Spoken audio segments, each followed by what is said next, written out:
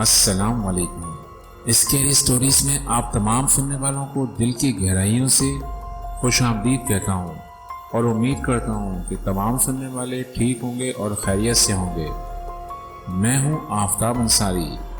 हमारा चैनल आपके लिए सच पर मबनी वाक़यात स्टोरीज लाता रहेगा। दोस्तों, ये वाक़या जो मैं आपको सुनाने जा रहा हूँ, इस वाक़े को हमारी सब्सक्राइबर कायनात इकबाल ने हमें सेंड किया। अगर आप भी हमें कोई अपनी ज़िंदगी का नाकाबिल फरामोश वाक़या भेजना चाहते हैं तो स्क्रीन पर नज़र आने वाले ईमेल पर हमसे रब्ता कायम करें, हमारा व्हाट्सएप नंबर हासिल करें और अपनी आवाज़ में यह वाक़या हमें व्हाट्सएप पर सेंड कर दें। अगर आप चाहेंगे तो आपके वाक़े को चैनल से बारात सुनाया और दिखाया भी जा सकता है। अगर आप नहीं चाहते तो फिर यह वाक़या चैनल की तरफ से अपलोड किया जाएगा, लेकिन आपको स्टोरी का क्रेडिट ज़रूर दिया जाएगा। दोस्तों, बढ़ते हैं आज के वाक़े की तरफ। मेरा नाम कायनात है। इस वक्त मैं बीएससी फाइनल की स्टूडेंट हूँ। ये उस वक्त की बात है जब मैं फर्स्ट ईयर में थी। कॉलेज में पहला साल था। सब कुछ हमारे लिए नया था। स्कूल लाइफ में सब कुछ महदूद होता था, लेकिन कॉलेज की लाइफ में कोई हद न थी। मुझ पर घर की तरफ से पढ़ाई के हवाले से बहुत ज़्यादा दबाव था। मैं अपनी पढ़ाई पर तवज्जो दे रही थी और इसी वजह से मैंने फर्स्ट ईयर के इम्तिहान से पहले अपनी पढ़ाई का वक्त मज़ीद बढ़ा दिया। और फिर वो दिन भी आ गया जब मैं फर्स्ट ईयर के इम्तिहान से फारिग हो गई। मेरी कॉलेज में सिर्फ एक लड़की से दोस्ती थी जिसका नाम आरजू था। वैसे तो हमारी क्लास में लड़के भी पढ़ते थे, लेकिन मैं किसी से ज़्यादा बात नहीं करती थी क्योंकि मैं नहीं चाहती थी कि क्लास में मेरे ख़िलाफ़ किसी किस्म का कोई स्कैंडल बने। मगर आरजू का भाई, जो कि हमारी क्लास में ही पढ़ता था, वो आरजू के साथ साथ मुझे भी अपनी बहन ही मानता था, तो इससे मैं रस्मन बात कर लिया करती थी। लेकिन इसके अलावा मैं बहुत एहतियात से काम लेती थी। इम्तिहानात के बाद कॉलेज की तरफ से मुख्तलिफ ग्रुप्स ने पिकनिक पर जाने का ऐलान किया तो मैंने जाने से मना कर दिया। और फिर आरजू ने बहुत ज़्यादा इसरार किया तो मैंने उससे कहा मैं उसी सूरत में पिकनिक पर जा सकती हूँ जब घर वाले इजाज़त दें। ये सुनकर आरजू उसी शाम मेरे घर आदम की और घर वालों को यकीन दिलाया कि ग्रुप में सब लड़कियां होंगी और हम ज़्यादा से ज़्यादा 3 दिन रुकेंगे और मैं कायनात का मुकम्मल ख्याल रखूंगी। इन तमाम बातों की वजह से मुझे घर से इजाज़त मिल गई थी और फिर हम बजरिया बस पिकनिक पॉइंट के लिए रवाना हुए। और जब हम वहाँ पहुँचे तो हम काफ़ी थक चुके थे। ग्रुप्स की तरफ से सबके लिए होटलों में कमरे बुक थे। मेरा और आरजू का एक ही कमरा था। आरजू का भाई शर्जील एक लड़के के साथ दूसरे कमरे में था। हमने उस पूरे दिन आराम किया और अगले रोज़ सुबह सुबह हम सैर व तफरी के लिए निकल पड़े। सारा दिन हमने खूब तफरी की। ये एक बहुत ज़बरदस्त तफरी मकाम था। आज हमारी पिकनिक का आखिरी दिन था। हम इन लम्हात को खूब इंजॉय करना चाहते थे। हम तीनों यानी मैं और आरजू और उसका भाई शर्जील मुख्तलिफ मकामात की सैर करते हुए आज हम ज़्यादा ही दूर आ गए थे। मैंने आरजू का हाथ पकड़ लिया और इसे वापस चलने को कहा। आरजू ने कहा, अरे भाई, अभी तो 5 बजे हैं, शाम होने में तकरीबन 1.5 घंटा बाकी है, अभी थोड़ा और दूर चलते हैं।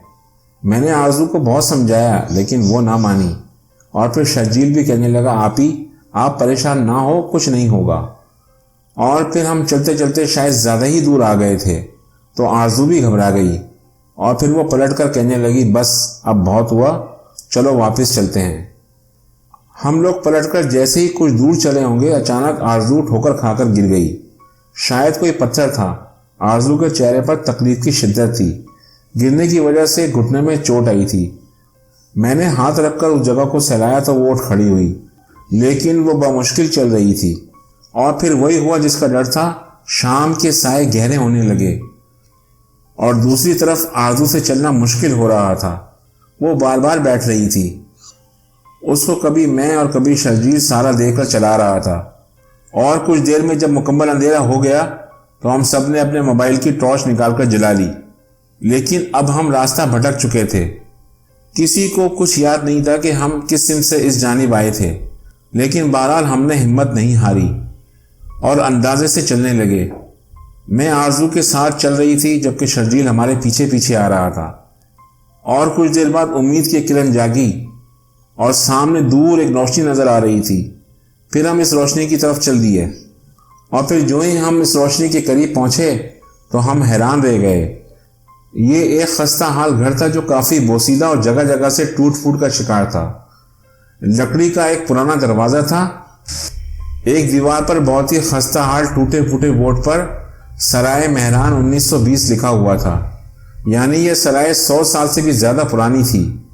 बहरहाल हमने दरवाजे पर दस्तक देना चाहिए तो दरवाज़ा पहले से ही खुला हुआ था। सामने चारपाई पर एक शख्स मुंह मोड़े बैठा था। उस शख्स ने हमारे अंदर आने के बावजूद मुंह हमारी तरफ नहीं किया, तो हमने कहा, बाबा हम लोग रास्ते से भटक कर इधर आ गए हैं, क्या आप हमारी मदद करेंगे?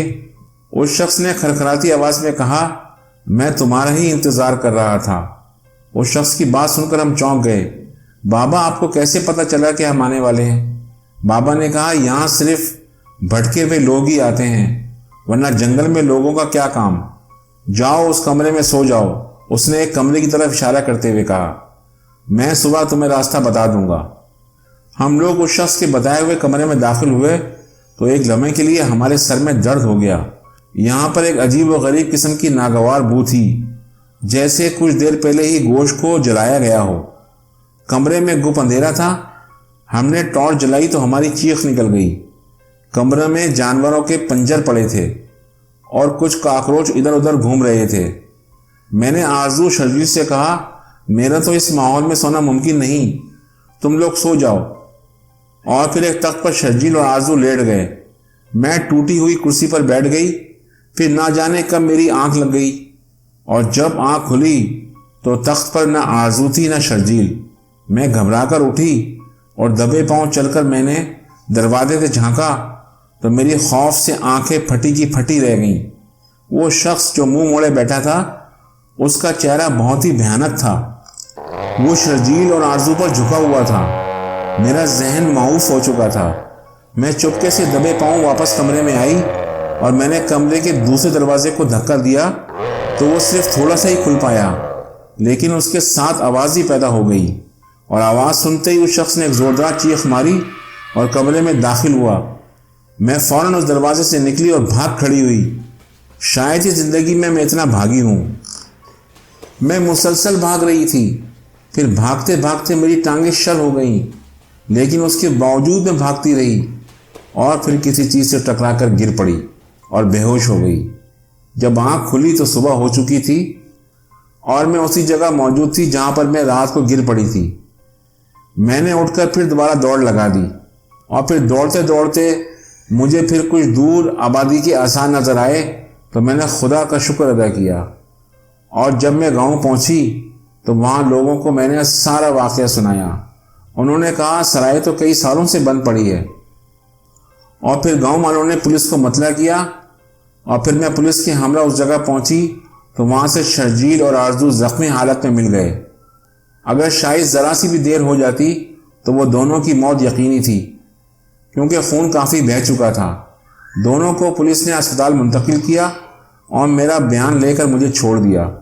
तकरीबन एक हफ्ते बाद वो दोनों अस्पताल से ठीक होकर घर आ गए। पुलिस मेरे इस बयान को एक ख्वाब या मेरा वहम समझ रही थी। उनका ख्याल था कि कोई जंगली जानवर इस तरफ निकल आया होगा जिसने दोनों को जख्मी कर दिया होगा। आरजू और शर्जील का भी यही कहना था कि उनको नहीं पता चला कि उनके साथ क्या हुआ। बस ये याद है कि हम अच्छे खासे सोए हैं, जब सुबह उठे तो खुद को अस्पताल में ज़ख्मी हालत में पाया। दोस्तों, ये मेरी ज़िंदगी का नाकाबिल फरामोश वाक़या था जिसको मैं अपनी पूरी ज़िंदगी नहीं भुला सकती। और जब भी मुझे उस सराय के भूत का खौफनाक चेहरा याद आता है तो मेरे जिस्म में कपकपी दौड़ जाती है। दोस्तों, उम्मीद करता हूँ कि आपको यह वाक़या ज़रूर पसंद आया होगा। ऐसे वाक़यात के लिए हमारे चैनल को सब्सक्राइब करें और हमारी वीडियो को ज़्यादा से ज़्यादा शेयर करें और लाइक करें। इसके साथ ही आफ्ताब अंसारी को इजाज़त दीजिए। अल्लाह हाफिज़।